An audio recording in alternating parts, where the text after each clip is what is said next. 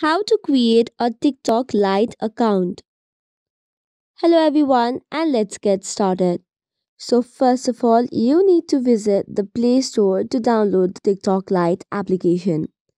Just tap open the Play Store application. Go to the search bar and type in TikTok Lite and then tap on the install it button. This will start the installation which might take few minutes or seconds depending upon the internet connection as well. Once the installation is complete, tap on the Open account and then allow for the notifications. Once this is done, you have three options to create an account. You can either use your email or phone, or you can continue with Facebook, or you can continue with Google.